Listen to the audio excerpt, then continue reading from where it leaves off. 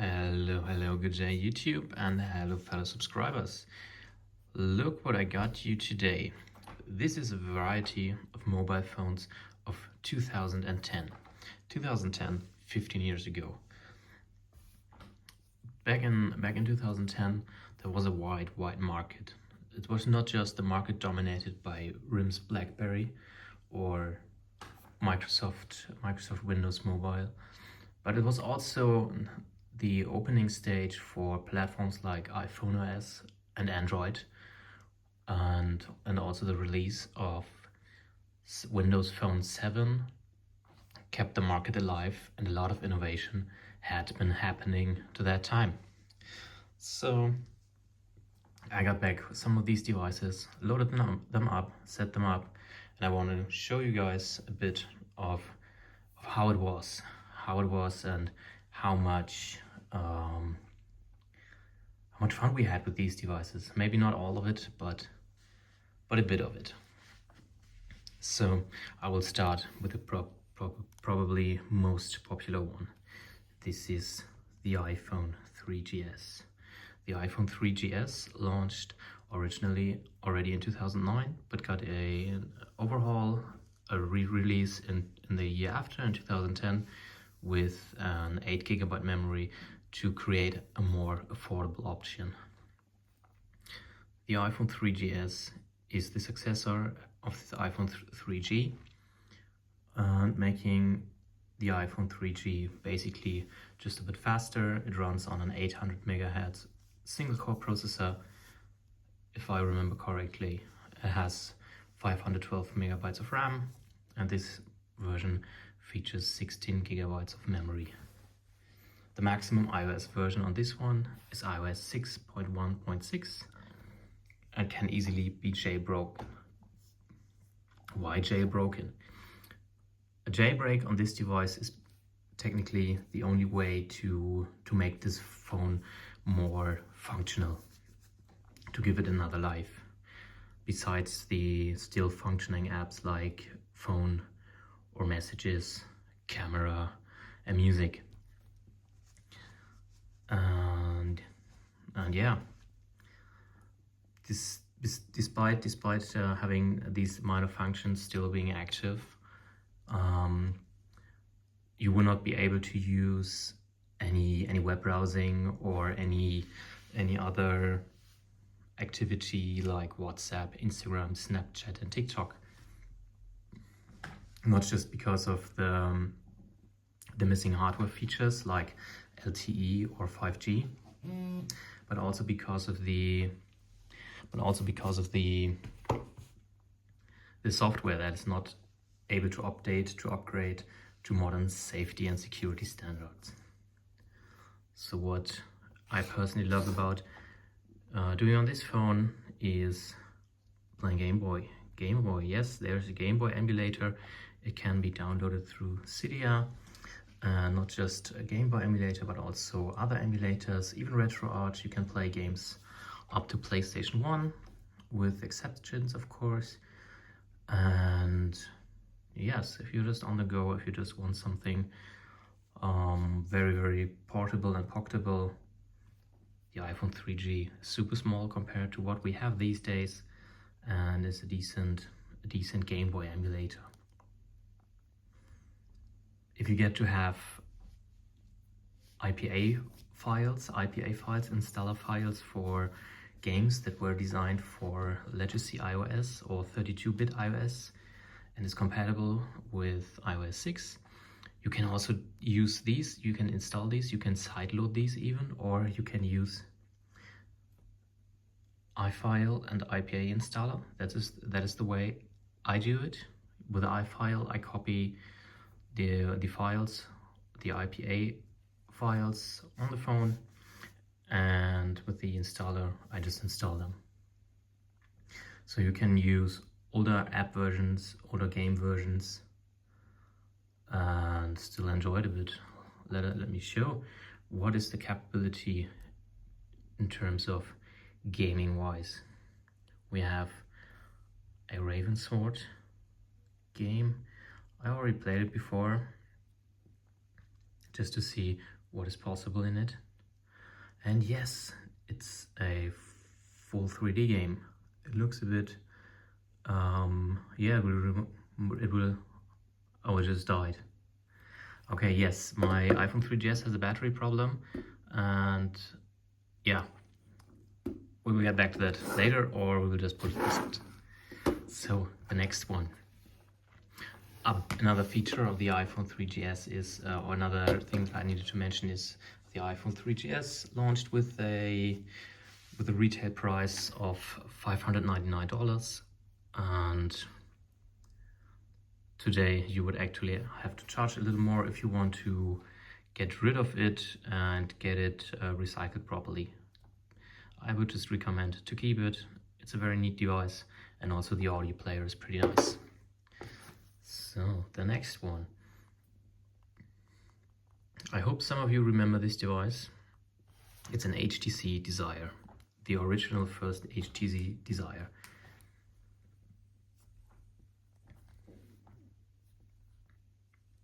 The HTC Desire features the Android platform with a maximum capacity to upgrade to Android 2.3. This one here, this device is set to Android 2.2. I don't see any major complications with that. I can keep it as it is. It has, besides all the standard functions working, a more easy way to get external files on the phone, to get rooted or anything else. Hence this device features a micro SD slot. You can fill the micro SD slot up with APK files, install APK files directly through File Explorer. But to mention is that you have to install a File Explorer first. In my case, it is ES File Explorer, because Android 2.2 does not feature a File Explorer out of the box. A trick I used here was basically sending the APK file of ES via Bluetooth from a computer to the phone. Sending it from Linux is completely easy and convenient. You can install the file that you sent via Bluetooth direct to the phone. You can install it, and then you have access to APKs that you might have downloaded from somewhere, or that maybe you have from way back then. You can install them from here, and that's basically it. Besides all the other functions that you still get in this phone, this is basically a feature phone, HTC's flagship, directly after the Google Nexus One, just considered being a bit better performance-wise, hardware-wise.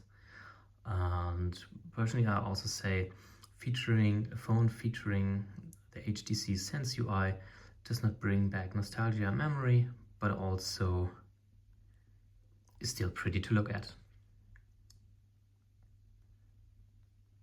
So what is also, yes, you can see I have a lot of apps installed.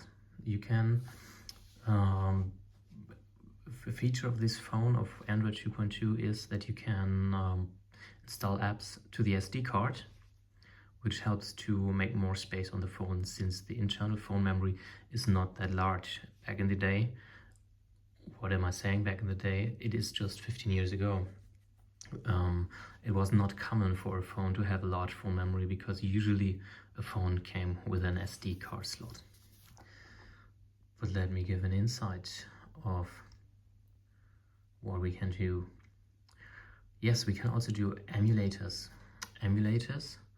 of retro gaming consoles, Super Nintendo, Game Boy Advance, PlayStation 1 as well, and everything in between will work out of the box.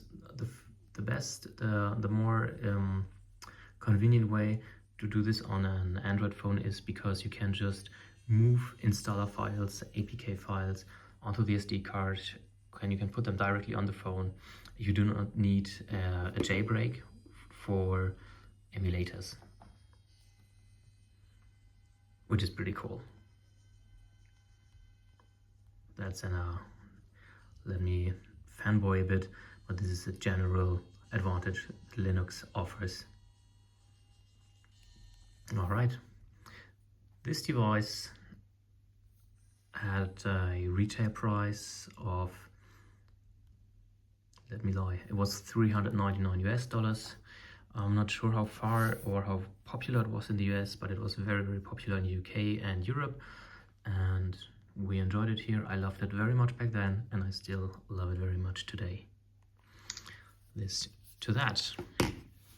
Still on the market in 2010 was Windows Phone, previously called Windows Mobile. Windows Mobile 6.1, Windows Mobile 6.5 were very popular among smartphones, and to keep up in the market, Microsoft also decided to update their operating system, their mobile operating system, to Windows Phone 7. Windows Phone 7, as the name might say, should remind of Windows 7, the desktop operating system, which is not that much of a case because, as you can see, it features the Metro UI. The Metro UI you might remember from Windows 8 and Windows 8.1. It was not very popular, but in my opinion, it is nice for portable devices, for handsets, for phones. So this is the Samsung Omnia 7. The Samsung Omnia 7 was a feature phone as well, and was distributed, I don't think it was distributed in the US, but in Europe and in Eastern regions. Came with a retail price of about $499, and actually does not have a micro SD card slot. It comes with an option of 8 GB or 16 GB, which limits the memory extremely. Sadly, hence the fact that these devices, these platforms, are completely obsoleted by Microsoft. You do not have an option to access the market. You cannot download any apps directly from the Microsoft service, from the Microsoft Marketplace or alike. There are ways to install apps through side loading. These can only, as far as I know, this can only be done through Microsoft Windows computers. I do not have a Microsoft Windows computer because I do not want to have. So this is also why I do not have installed any further apps on this device. Nevertheless, all other functions like the phone, the messaging, the camera, is the camera any good? Well, let's say 2010 standards. The camera works, and also the music player. I always loved the integration of Zune. Some of you guys might remember Zune was basically an alternative or a competing product of Microsoft to compete to Apple's iPod. So Microsoft decided to make MP3 players. They called them Zune. Now we have the Zune application on the old Windows phones. Fun. So this device is also, as the other two devices, completely obsolete. There's no support for any software, for any security update. All of these devices are only able to connect to the 3G network. Here in Europe, 3G networks are completely shut off, so these devices will not get any internet connection when you're on the go. Only the Wi-Fi still works. So this to that. Coming to the next phone. This is the fourth phone that I want to show you. It might be rather unknown to some, because this is a proprietary phone. It features a Java-based operating system. Nothing like Android, no Windows Phone, there's no iOS on it. It is basically an operating system designed and programmed, engineered by the manufacturer. It's an LG phone. You can slightly see the LG logo here. And this is the LG BL40. It's also a feature phone by LG, but it's more of a design innovation. It's more of a style product. Retail price of $199 back then. Same capabilities, has a decent camera. What is outstanding on this device is probably the form factor. Featuring a 22:9 ratio display, was rather unique. Probably the first to that time, which was marketed with a decent way to watch movies on. As far as I know, there is also a video for demonstration. No, that was not it. Pre-installed. Yes, the interface is it's wobbly, it's wacky, and you really have to get used to that.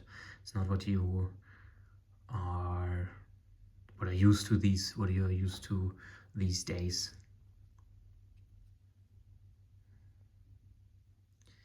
Okay, no, there's nothing pre-installed. I remember there was a demo video, maybe I have deleted it.